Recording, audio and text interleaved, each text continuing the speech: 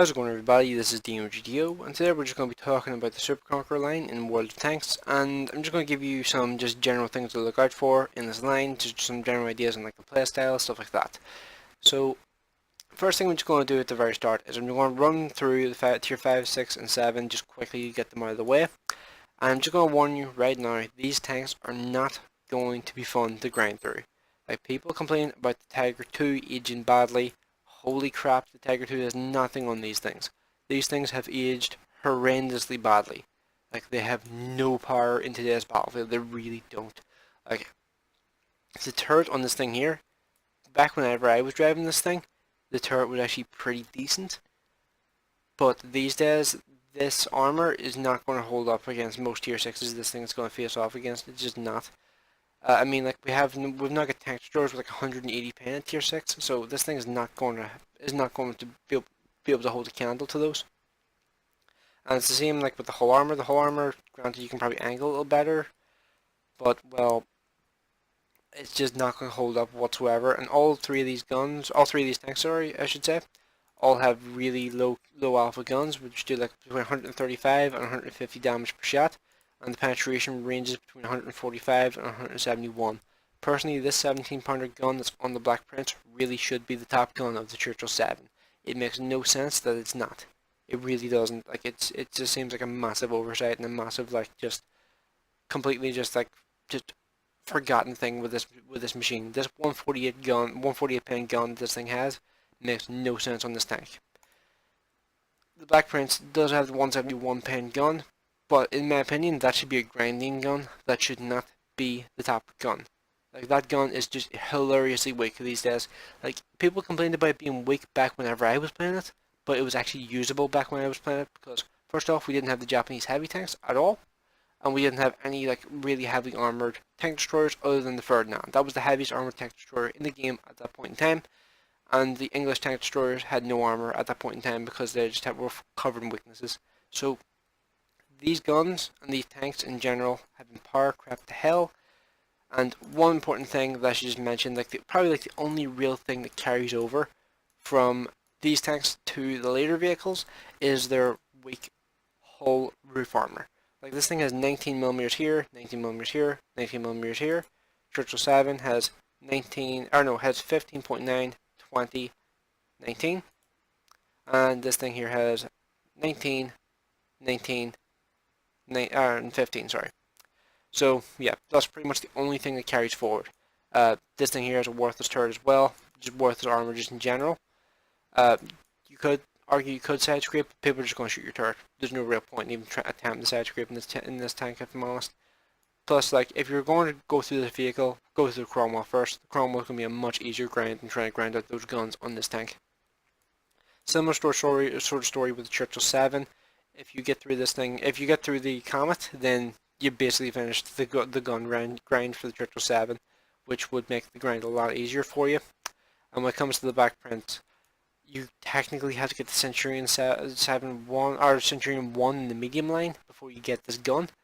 But honestly, the game has changed since that was the case for me.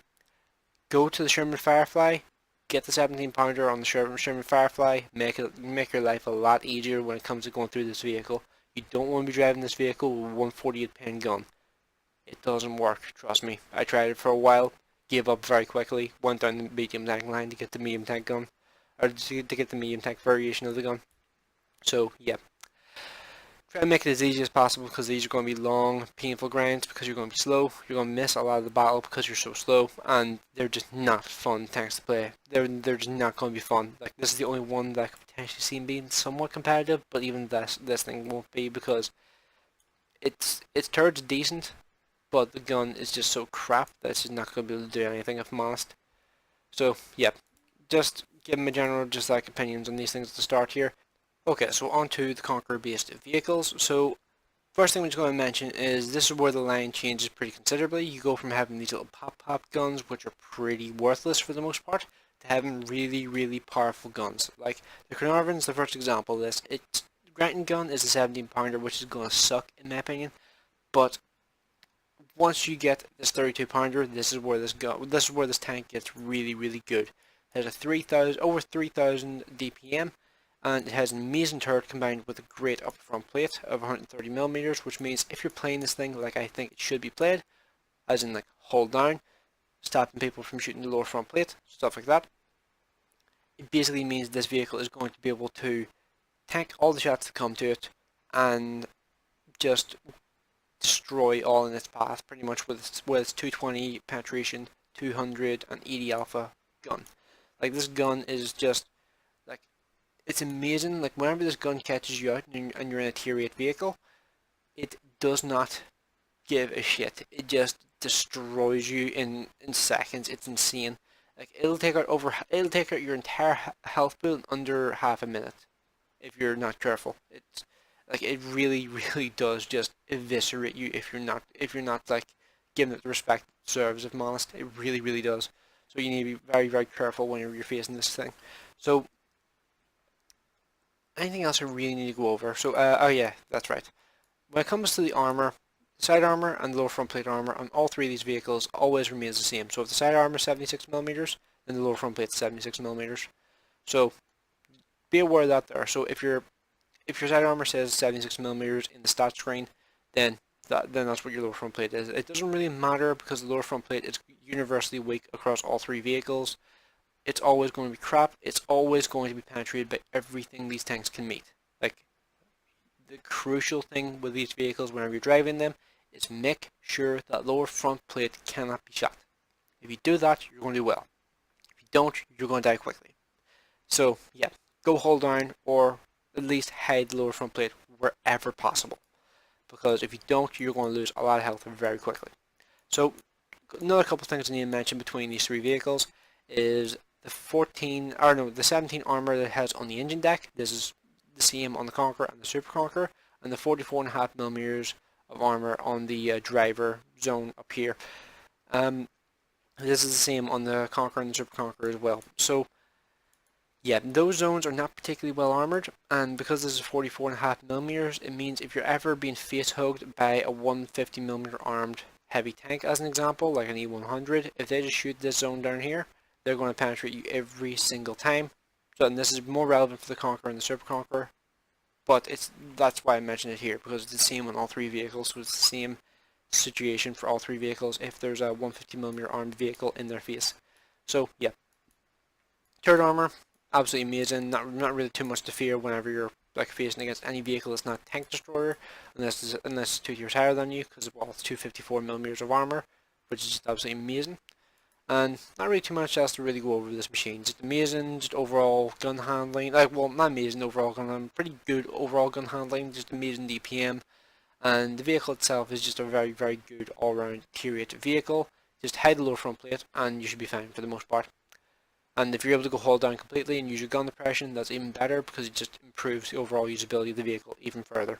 And the thing I mentioned with the playstyle of this vehicle carries on to the Conqueror, as in just hide the lower front plate. Like just all three of these vehicles, hide the lower front plate if you possibly can, and go hold down, use your gun depression if you possibly can. That will make the most efficient use of your armor, and will mitigate the most damage from enemy vehicles trying to shoot you, and it will also just, in general, just make your play experience with these vehicles more enjoyable. Now, when it comes to the Conqueror's armor, the only real change that you really need to mention is the 254 zone that was here on the Conqueror, or on the Carnarvon, is now 305 on this, and the upper front plate changes from 130 to 152mm of thickness. So yeah, pretty much the only real changes I need to mention there. The turret, as with the Carnarvon, is very very good. The one thing you just need to make sure you do is, as I mentioned with the Carnarvon, try to use your gun depression, because if you're using your gun depression, that weakness gets smaller and smaller until, well, if you're using like 8 degrees of gun depression, then it's just no longer visible. Like this is 6 degrees here, and you can't even see like the weaker zone of the weakness anymore. So if somebody can see the weakness, it's actually a pretty narrow target. Actually, well, not narrow target. It's actually a pretty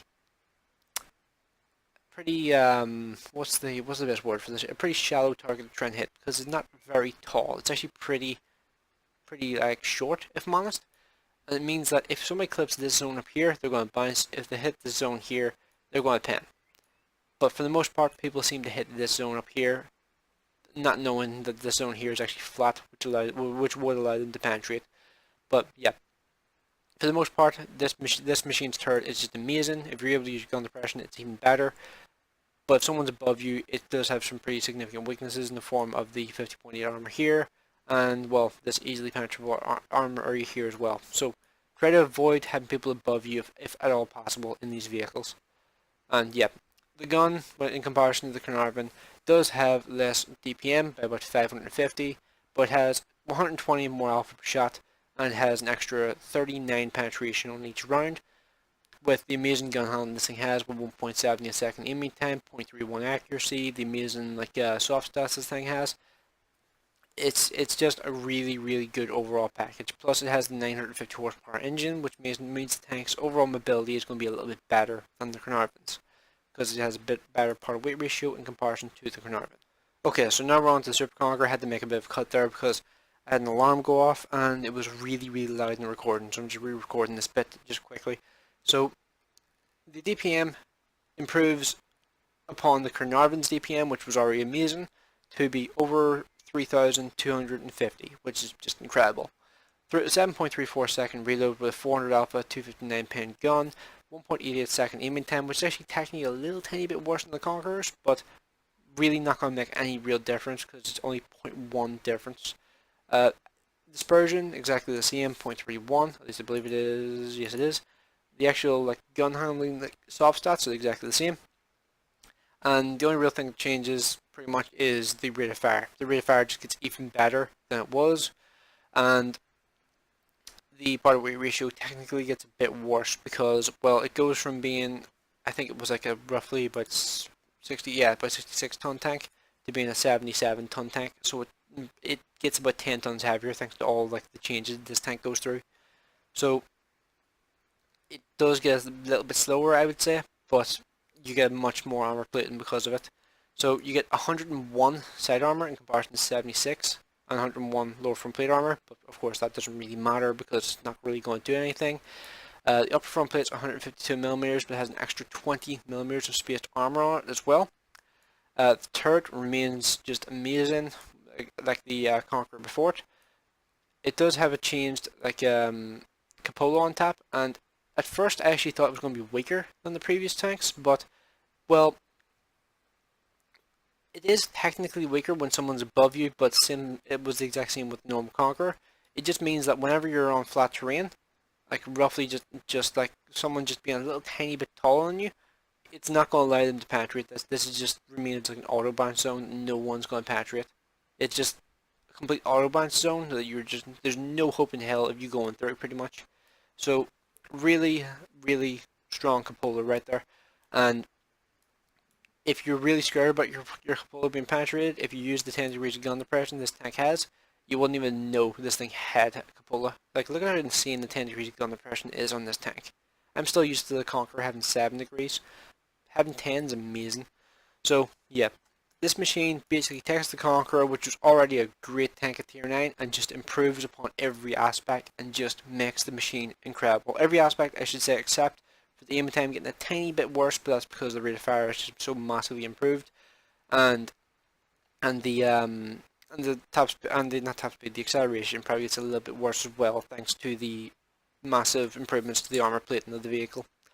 So yeah, this vehicle probably overall top 3 best tier 10s in the game at the moment, and I would say probably in a good shot at being number 1 whenever the Object 268 V4 is eventually nerfed next patch, which should be coming up next week. So yeah, let me know what you guys think of the Super Conqueror line. Did I miss anything important that you think I should have gone over? And yeah, let me know what you guys think in the comment section below. Hopefully you enjoyed the video, and I will see you in the next one.